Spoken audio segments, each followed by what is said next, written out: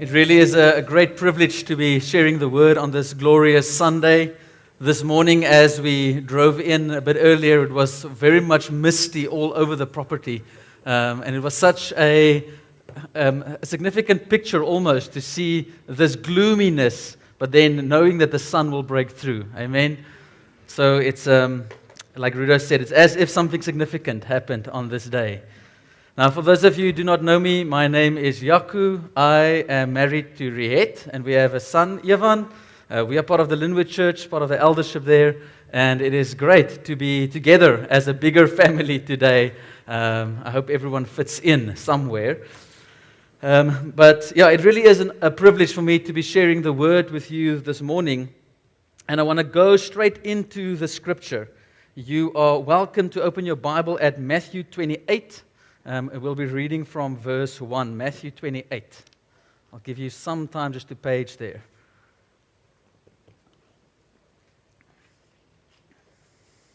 It's always a competition between the manuals and the electronics to see who gets there first. Matthew 28 from verse 1. Jesus has risen.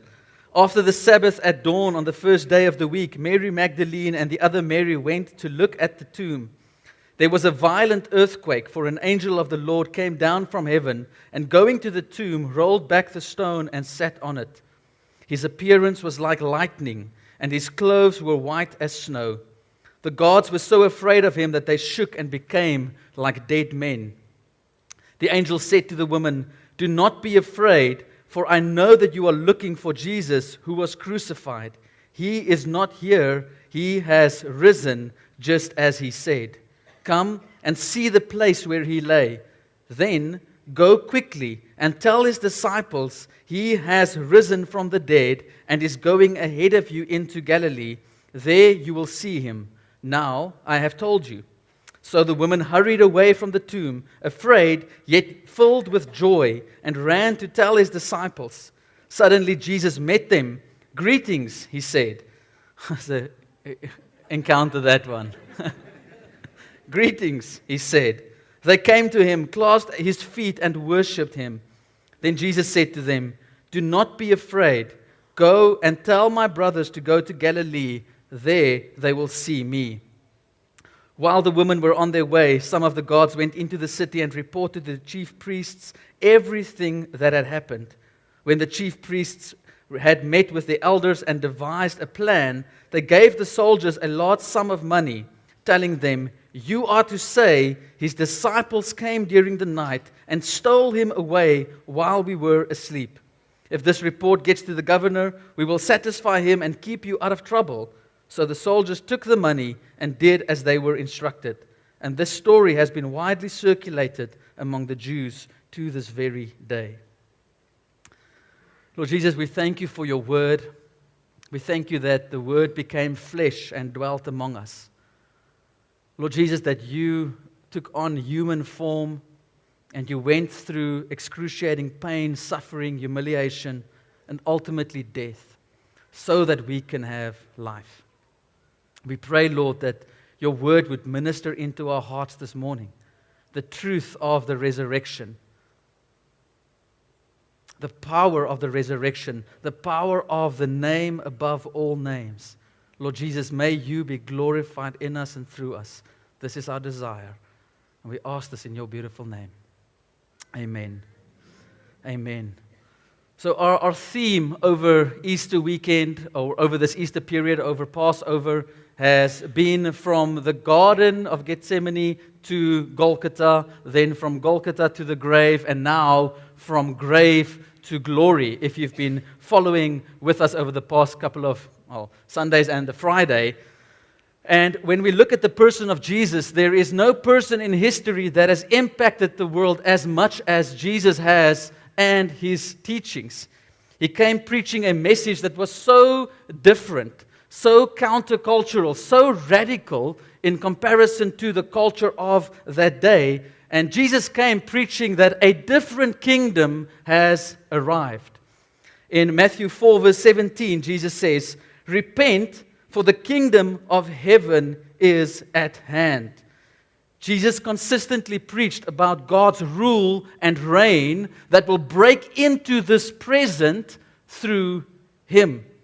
This was an opposing message, threatening to dethrone existing kings, existing rulers, existing dominions, and it was threatening to expose religious falsehood.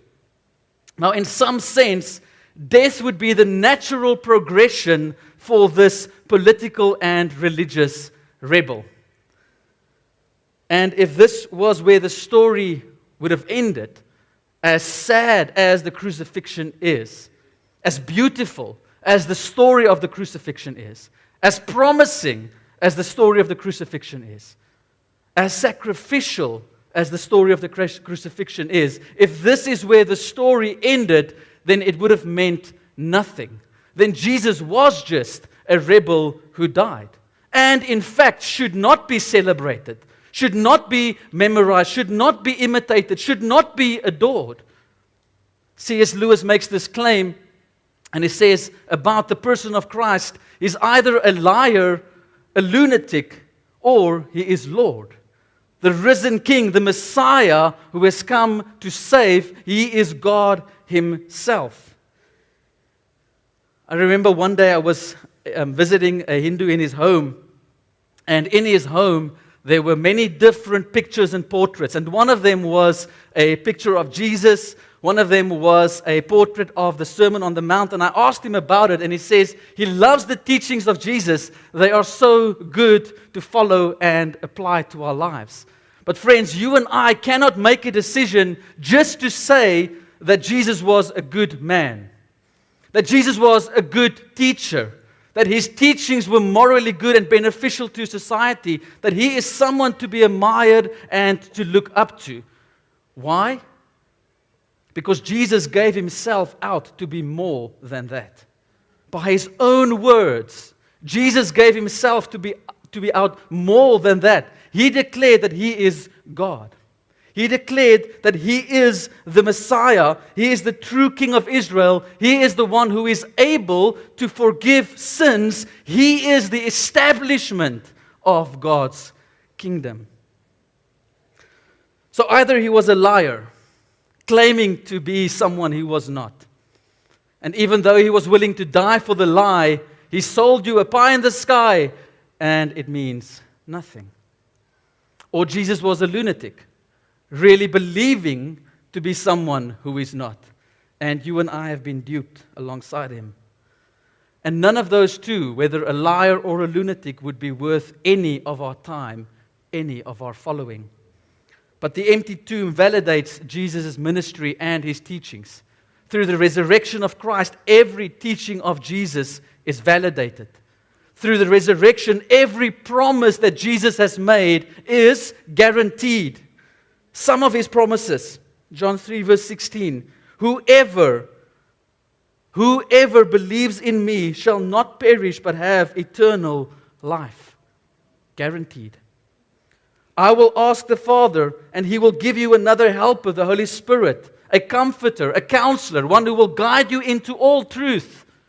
Guaranteed. Come to me, all who are weary, tired, heavy laden, burdened, and I will give you rest. Guaranteed. If I go and prepare a place for you, I will come back and take you to be with me. Guaranteed. And surely I am with you always to the very end of the age. Guaranteed. You see, the resurrection proves that Jesus is Lord.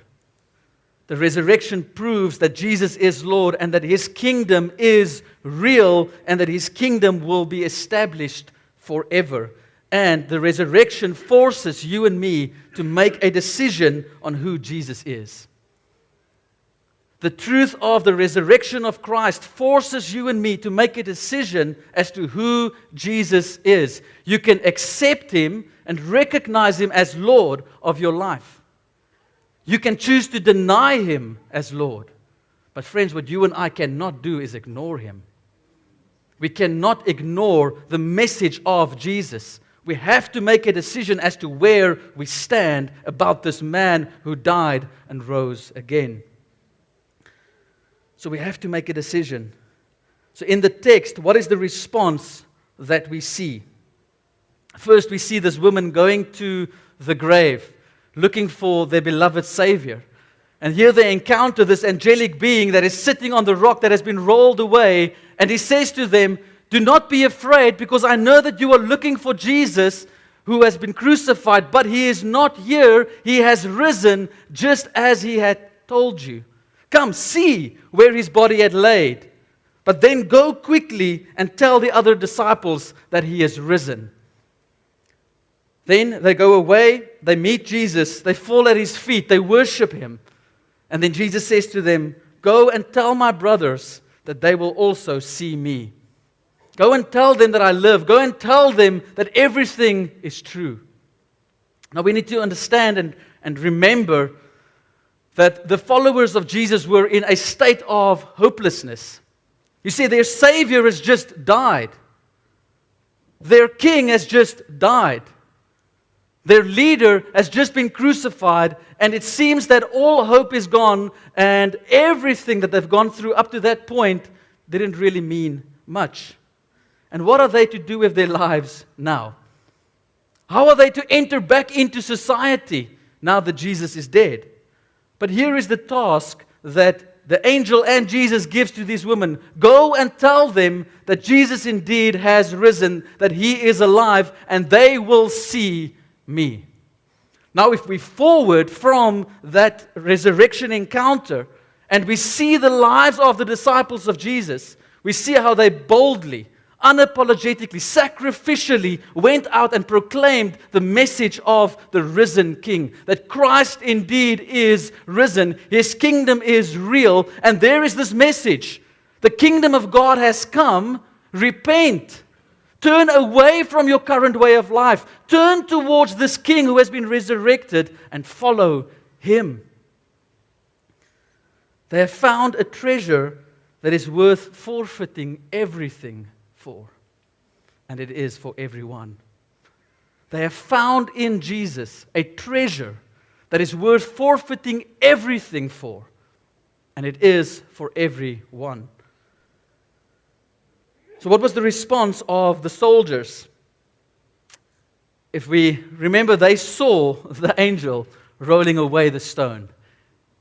They were so afraid and caught up with fear that they seemed as if they were dead. Just standing there watching all of this happen. Then it says that they went to the authorities and they reported everything that had just happened. They went to report everything that they had just seen. And then a plan is devised, and they are bribed to lie about what they have witnessed in exchange for money. And they were to tell people that the body of Jesus had been stolen throughout the night. So for them, other treasures were of greater value, of greater importance. They forfeited, they denied what they saw for material possessions. They denied what they saw in exchange for treasures that fade. So today, there is still a response required. As we gather here this morning and we get to celebrate what God has done, there is still a response required. And some have denied themselves to follow Jesus, and they keep on denying themselves to follow Jesus. There are some who do not know, and they need to hear. And then there are those who have denied Jesus because they want to keep building their own kingdom. There is still a response required, and this message requires a response from me this morning. This message of Jesus warrants a response from me to go and check my own heart, to go and check my own life. Is my life still in line with the message and the truth of the resurrection of Jesus Christ? That He is the risen King, that He is Lord, that His kingdom is real, and that His kingdom will be established forever. That I have been made part of His kingdom, and is that kingdom still ruling in my heart? I am forced to make a decision this morning, to respond. And it warrants a response from you. As you are sitting here this morning, the message of the resurrection of Jesus Christ warrants a response from you this morning. I'm paraphrasing Rodney Stark in The Rise of Christianity.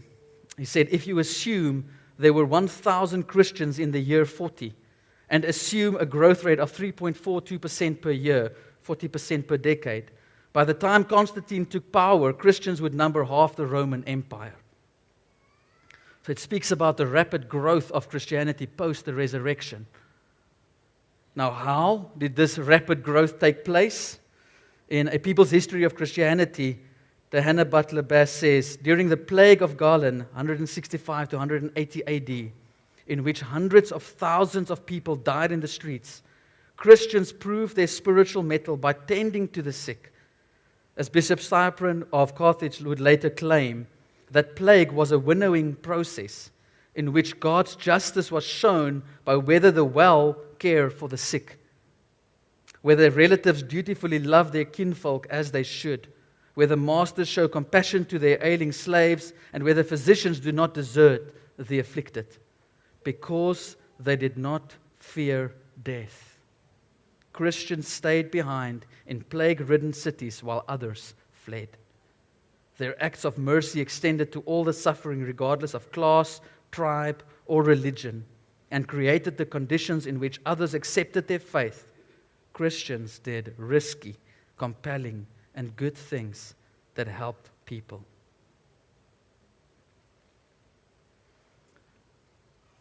Before the resurrection, or before the crucifixion of Jesus, there were many crowds following after Christ. The Bible tells us a lot of these stories where crowds would come alongside Jesus. Crowds would follow after him, yearning to see this man who is able to perform miracles, yearning to hear about his great teachings. They've never heard a teacher like this in all of Israel, yearning to be fed. But for many of the crowd, the price to become a true follower of Jesus was just too high. And when I look at the teachings of Jesus, when I look at the instructions he gave us, when I look at the task that he laid before the church, I have to sadly conclude that in the church today, as a general, there are many people sitting in the church who would be considered crowd. They like Jesus. They like what he says.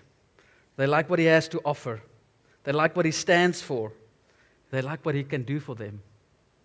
But they are not willing to count the cost to truly follow him and to obey him. Just like then and today, people wanted the kingdom, but they didn't truly want a king. They wanted the kingdom, but they didn't truly want a king. And they want Jesus to bring his power into their kingdom agenda. Jesus, come and help build my life. And friends, it doesn't work that way. Jesus gives the solemn warning in Matthew 7, verse 23, and he says, then I will declare to them, I never knew you. Depart from me, you workers of lawlessness, you who practice sin and who walk in disobedience. It doesn't work that way. I want to draw towards a conclusion with this picture. I hope this picture forms part of your childhood as well. My grandparents stay on the West Coast, so as children we would spend many holidays there, and you'd spend many hours on the beach and just playing, like you'd have your creativity and your imagination go wild, and we'd build these cities, and we'll build castles, and it was great fun, and then tomorrow we'll go back, and then the tide rose, and you have to do it all over again. Some people are busy building kingdoms of sand. And maybe the tide hasn't risen yet, but it will. And it will wash away all of your effort, because kingdoms of sand cannot last. Kingdoms of sand cannot remain. So the question for us this morning is, have you forsaken your kingdom of sand to be born into his eternal, everlasting kingdom? Have you forsaken your kingdom of sand to be born into His eternal, everlasting kingdom. How? Well, we need to follow the road of Jesus. Friends, we need to come to the cross. Just as Jesus had to come to the cross, so you and I need to come to the cross, where we need to repent, where we need to acknowledge that we have sinned and we fall short of the glory of God. We need to acknowledge that we cannot save ourselves, that our works and our efforts and our good intentions are not good enough to bridge this chasm between us and the holiness of God.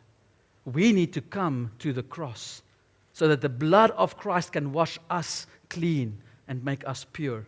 But friends, we do not stay there. Many people come to the cross and become born again, but they remain at the cross, and the enemy can keep us there in shame and in condemnation.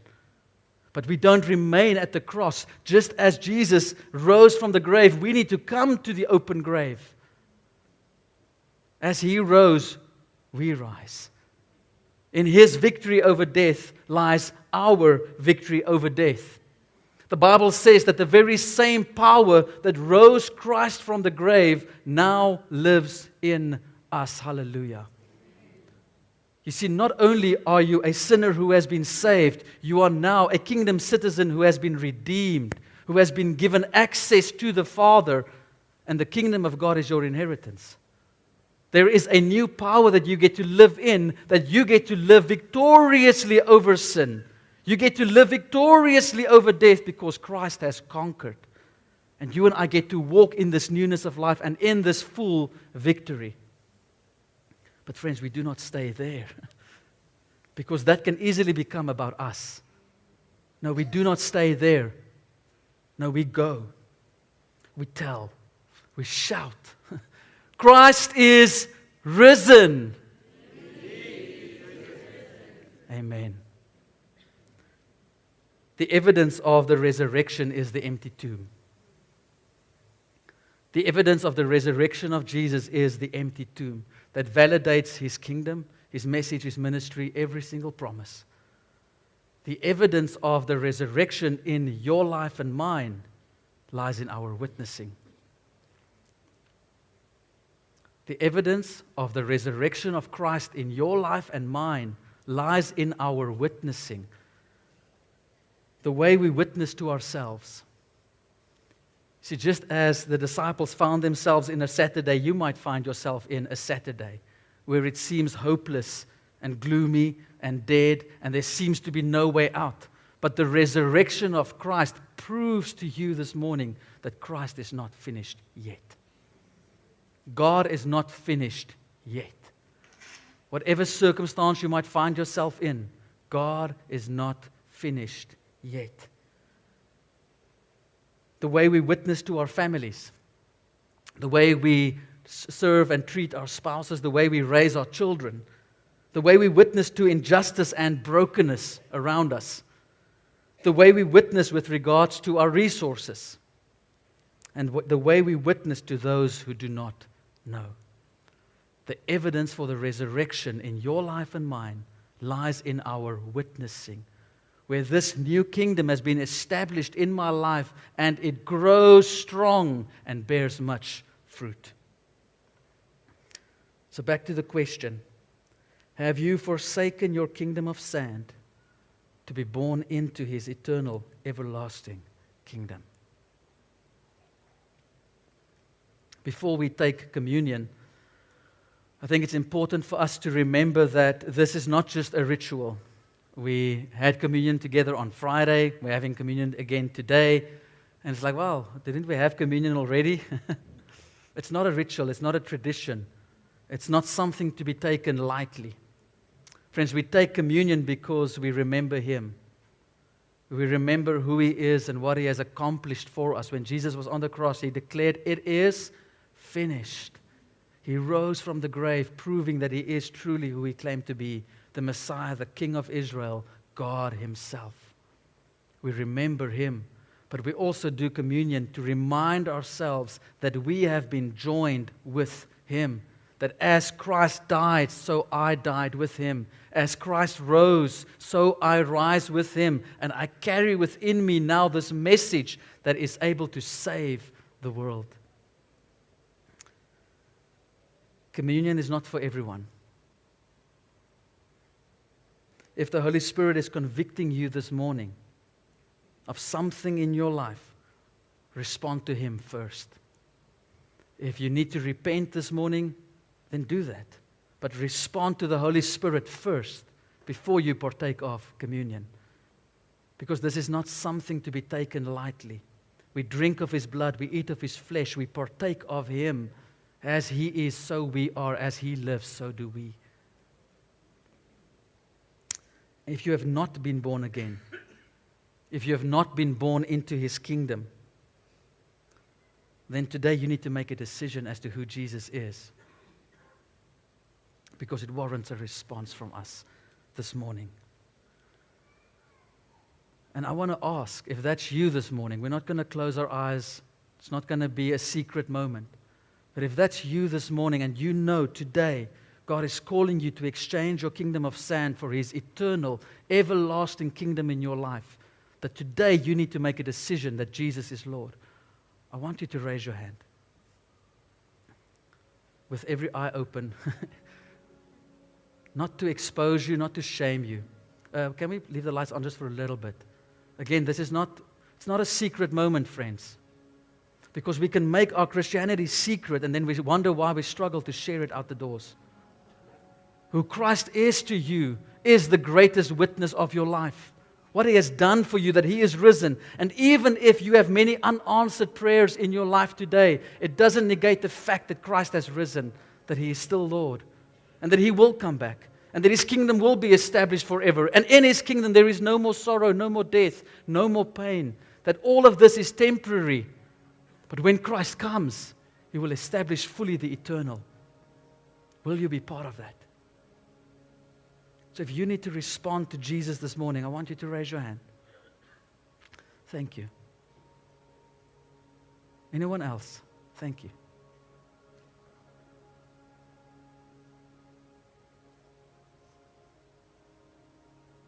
Now, what I'm going to ask you to do, and if there's more people, you're welcome to join them. While we are going to take communion, and there's tables here in the front, there's tables outside as well, I want you to come to the front, and I'd love to pray with you, those who are responding to this message this morning. I'd love to pray with you, and then have communion together with you. So I'm going to pray for us, and then those of you who need to respond to the message of the cross this morning, come and join me here in the front. And then the rest, you're welcome to have communion either by yourself or with your family. But respond to the Holy Spirit first if you need to, and then take communion. And then we'll gather again inside as we continue the service. Lord Jesus, we declare this morning that you are King. You are the name above all names. Lord, and by your life, by your death, we have been forgiven, we have been redeemed, and we are added into your eternal kingdom, and we give you glory for that this morning. I thank you, Lord, that your kingdom is real. We thank you that you are the King of your kingdom, and that you're also the King of our hearts. Amen.